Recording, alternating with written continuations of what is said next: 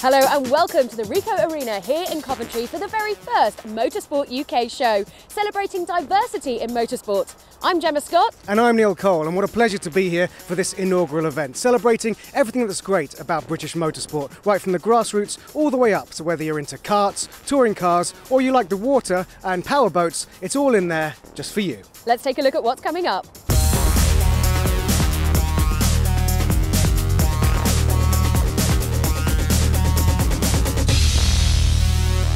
Well, representing the very spirit of Motorsport UK show is this. ES Racing, represented by the self-styled great British underdog, Chris James. Pleasure to meet you. And you. So what's been the secret this year? How well has it gone, exceeded expectations, and a little bit more about this car? The car, we imported it from Nika Racing in Sweden. It was manufactured here by Ray Mallock in Wellingborough. Went over to the Swedish Touring Car Championship. We imported it back. Normally aspirated, so we were on a little bit of a hiding to nothing before we started. It would have been nice to score championship points. I mean, we had a 12th at Donington Park in only our second round, which out of 25 cars I think started was an amazing achievement. We never quite got the championship point we so desired. I mean, that would have been like a race win for us in the first season. The last couple of rounds, wonderful for the British Touring Car Championship. There was 30 cars out. We had 16th, 17th. It doesn't sound that exciting, but when you're against Honda, Chevrolet Works teams, motor-based WSR, we really did. The team proved that we can pedal this car. I proved I can pedal the car. The team have worked very hard. We've got a siege mentality. We've pulled together, and that's 50% what it's about. And unfortunately, the other 50% is the money. For some of our youngest racing drivers, of course, the dream will be Formula One, and to help reach that pinnacle, it's karting that seems to be the main basis. And here with Formula Kart stars, I'm joined now by Carolyn Hoy, who's seen some of today's Formula One stars rise through the ranks of FKS. Yes, I really don't think you would have any chance in motor racing if you didn't start in karting. Our first champion in the cadet class was Lewis. He started with us, and then he went on through the classes and on and up. Following behind, we've got Paul Dorista. He was our champion. In the background, you'll also see Oliver Turvey. He's working for McLaren. There's so many drivers we have that are making their way up to the top, just stacking up behind Lewis, really. It's incredible when you look at the cadet here, that this is the current champions cadet, isn't it? The seats are so small, everything about it. These kids are really quite tiny, but still achieving such great results. I think it's almost shocking if you go along and watch a race that the skill level is amazing. You can start racing at 8 in a kart, but actually you've got to be 9 before we'll allow you to race in Formula Kart Stars. We like drivers to have at least 1 year's racing experience because, gosh, it's tough. It's so tough out there. And they are tiny. Some of them are really tiny, tiny little tots, but they're mean. They're really mean. They'd sell their mothers for a drive. They really are mean little drivers. Nathan, you've been racing this particular Ginetta behind us here for the 2011 season. How was your year?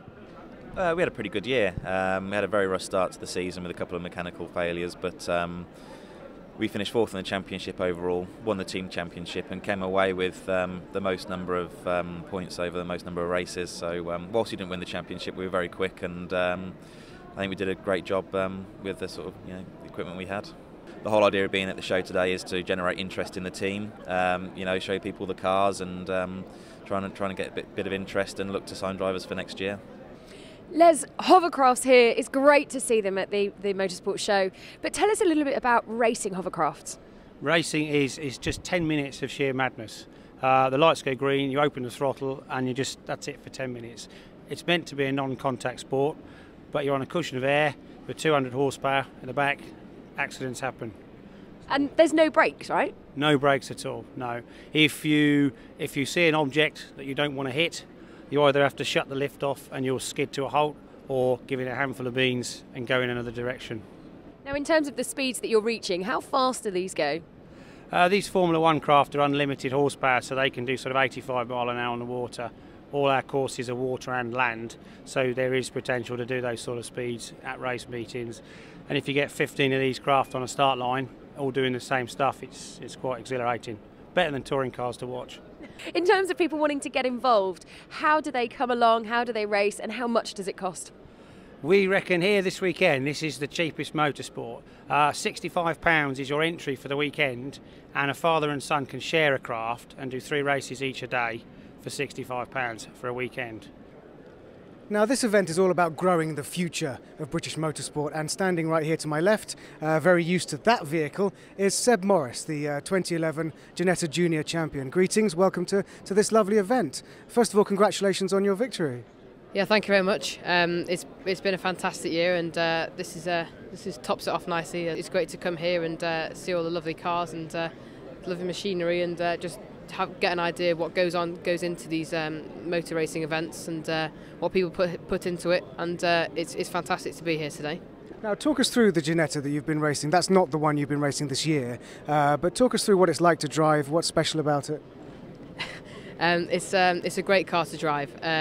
Basically, they've got the cut slicks, which are like a road tyre, but more of a race tyre than in 2010. They're very grippy, and also with the sequential gearbox, it was a H pattern in 2010, just a normal road car gearbox from a Ford Sierra, and now it's a sequential box out of a G50. A fantastic series to be in, but you're kind of on the verge of leaving it behind. End of this season, you've reached the top in this category. What's next? Did you have anything confirmed for next year, or where do you want to go? Nothing's confirmed really, but I'd like to try and go down the single-seater route, maybe Formula Renault, Bark, UK or Junior, but nothing's really been confirmed at the moment as to what the 3 series are doing. So we're going to leave it until the last minute, do loads of testing in, and then hopefully see where it goes from there. Do you think that this is an event that would be great to come to for any kids that want to get into motorsport? Yeah, I think it would be a fantastic event for these kids to come to, and it would be a fantastic place to start for these young kids who are 8 or 9 years old, and I think it's a great place to come. Tom, GT Super Cup champion this year. Exciting times.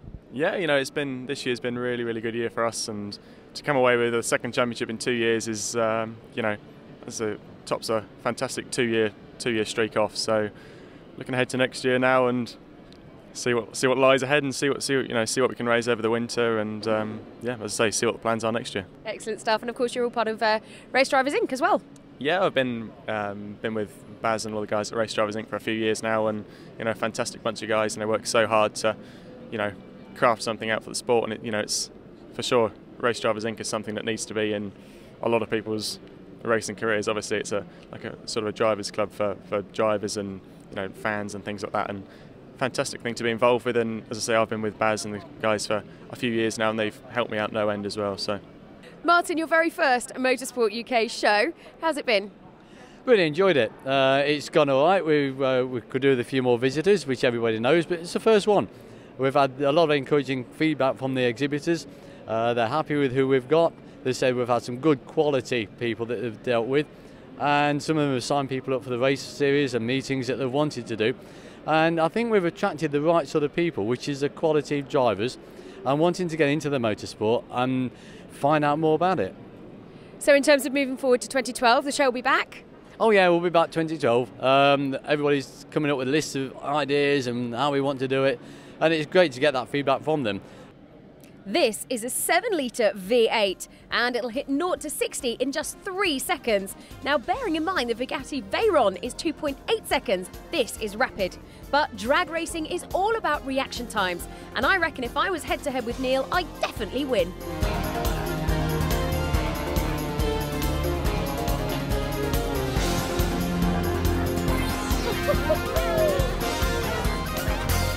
Many of the race series in the UK will cater for kit cars, and here on display at the show are a number of different cars, all brought together by Tom Saunders of Think Tank. Tom, you've brought all of these companies and different kit cars together. Yes, that's right, Gemma, yeah. The industry, the kit car industry in particular, has about 50% of that manufacturers actually have a product that's really right for the track day and competition motorsport market.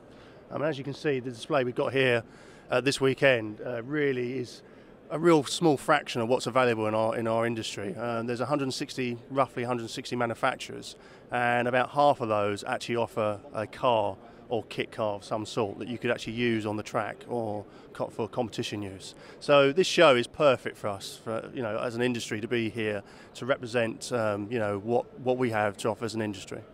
And not just for people coming through the door, in a sense, you know, able to network, I guess, at the show here with championships and teams. Yeah, definitely.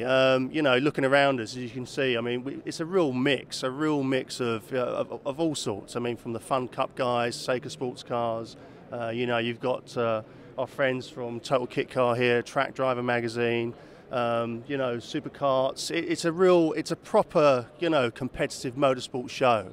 But at grassroots. So, you know, anyone thinking of getting into motorsport, who enjoy track days, this is a place to come. You know, there's plenty of products, plenty of things to see. Absolutely perfect. In terms of the kit cars that we've got here, you can see them in various different stages at the moment.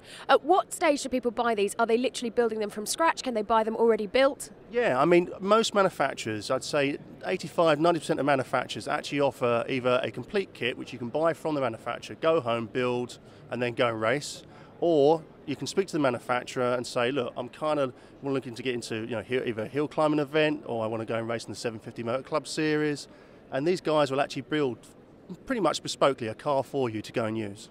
Alistair, you've worked on the design and the development of the Deronda Type F that is behind us here. It's an incredibly good looking car. Tell us a bit about it. Well, it's aimed primarily at the track day market.